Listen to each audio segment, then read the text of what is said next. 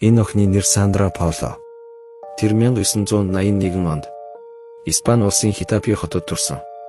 Сандрагийн бага нас нэлээд хүнд өнгөрсөн. Учир нь тэр багада минийгэд өвчнөр хүнд өвдөж, эмнэлэгт нэлээд хугацаагаа өнгөрөөлөө. Тэд гэр бүлээрээ аялалд гарч буцах замдаа машины осолд орно. Аав бас эгчин Жессикатай хамт гуруулаа явсан байсан. Тэр үед Сандра 9 настай байлаа. Сандра болон эгчин Жессика хоёр машины урд шилнээс шийдэгдсэн байна. Аав нь ямар ч гэмтэл аваагүй боловч эгчин хид хідэн шарх авсан байдаг.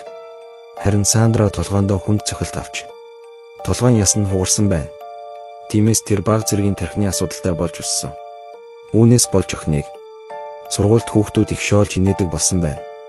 2003 оны 3 дугаар сарын 16-нд 22 настай Сандра найз залуу Антонио болон түүний найз нь Альфредийн хамт зугаалахаар гарна. Тэд бас охинтой адилхан хөгжлийн бэрхшээлтэй хүүхдүүд байсан юм. Сандра тэд нартай хөгжлийн бэрхшээлтэй хүүхдүүд очдог төвд танилцсан юм. Найз нартайгаа зугаалахаар гарсан охин ийм аимшигтай зүйл тохиолдно гэж таамаглаагүй мэдээж хэрэг.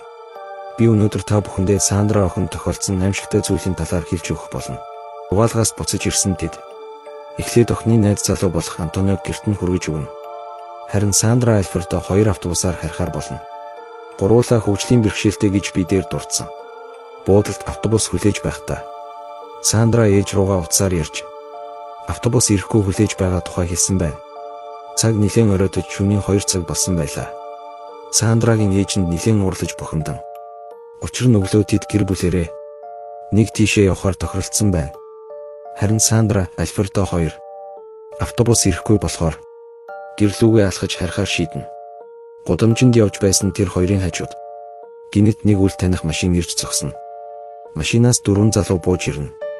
Тэд Сандра Альфредо 2-ыг хотго тулган айлгаж машиндаа суулгана. Хэсэг хугацааны дараа Альфредог замдаа буулгаад хин нэгэнд энэ тухай ярих юм бол ална гэж сүрдүүлэн ингээд охиныг суулгаад яваад өгнө. Маш ихээр айсан Альфредо цагдаа руу залгаагүй. Тэр шууд Сандра охины ээж руу Сандраг автобусанд суулгаж явуулсан. Хэрв гэрт очихгүй бол над руу мэдэгдээрэй гэж мессеж бичнэ.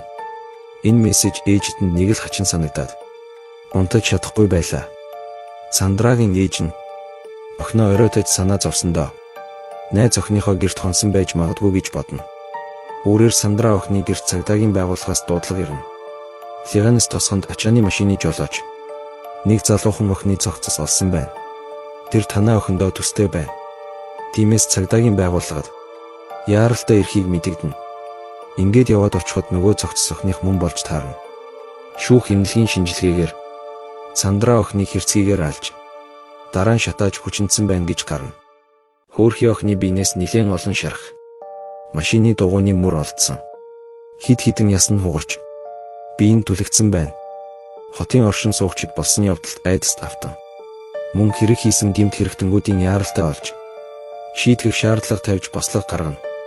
Эхний с ижигтнэр мэдээж Альфредог дуудаж байцаана. Гэвч хөгжлийн бэрхшээлтэй залуу цагдаагийн ажилтнанд болсон явдлыг сайн ойлгуулж чадсангүй. Цагдаагийн байгууллага шуурхай ажилласны үр дүнд тун удалгүй хэрэг хийсэн 4 залууг олж илрүүлнэ. Хийсэн үйлдэлтэй баярхсан залуус юу ч болоогүй мэтэр өөрсдийнхөө хийсэн аимшигтай хэргийн талаар найз нартайгаа ярьсан байжээ.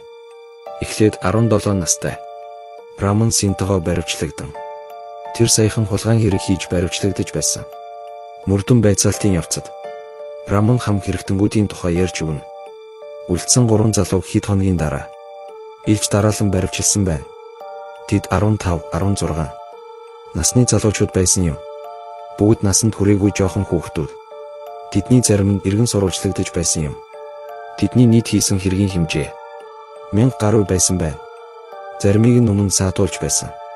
Гэвч насанд хүрээгүй гэсэн шалтгаанаар хорьж чадахгүй байсан байна.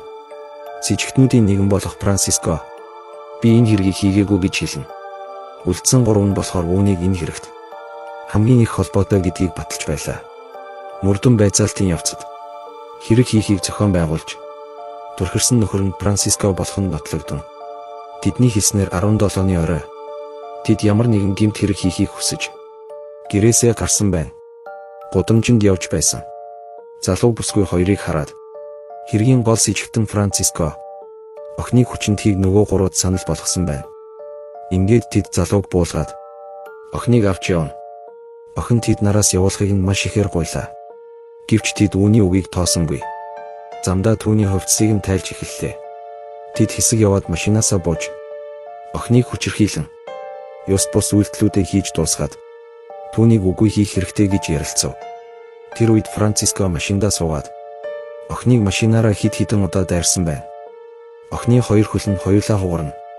Франциско хоёр найзыгаа машиндаа суулгаад охины дээрээс машинтай 8-9 удаа дайран. Охин хөдөлгөөнгүй болсныг хараад үхсэн гэж бодно. Одоо охиныг шатаах хэрэгтэй гэж хоорондоо ярилцаж бензин авч ирэхээр явна. Тэд бензин аваад ирэхэд охин нөгөө газарт байлаа. Тэд машинаасаа бууж ирэхэд охин нэг гараа хөдөлгөн. Тэд охины дээрээс бензин асгаж түүнийг шатааж орхино. Хөөрхий охин сүүлчийн амьсгал хураатал амьд үлдэх гэж хичээсэн боловч тэд охиныг юу ч үгүй шатааж орхилоо. Алуурчдын шүүх хурлыг 2 хувааж авч үтсэн байна. Насанд хүрээгүй 3 хүүхдийг тусдна. Гардан хийж гүйцэтгсэн Франциског нэг тусдна. Насанд хүрээгүй гэж үзээд 3 залууг тус бүрдэнд 8 жилийн хорих ял оноосон байна. 3 найз нь буруулаа. Тэд нарыг энэ хэрэг хийхэд уриалсан хүн Франциско гэж хэлжээ. Тиймээс Франциског 64 жилийн хорих ял оноосон байна. Тэр үед Испанид улсад дээд хэмжээ 30 жил байсан юм. Гэвч Франциско хэрэгээ хүлээхгүй. Дээр нь ямар ч гэмшсэн шинжгүй байжээ. Тиймээс ийм өндөр хуулийн хариуцлага хүлээлгэсэн гэж шүүхээс тайлбар өгчээ. Харин Франциско би хар тамхи хэрэглэсэн байсан. Би охиныг алаагүй өөр хүн алсан гэж мэдүүлжээ. Шүүхийн шийдвэрийн дараа охины аав ээж нь 3 залууд өгсөн шүүхийн ялыг баг гэж эсэргүүцсэн байна. Гэвч шүүх шийдвэрээ өөрчлөөгүй.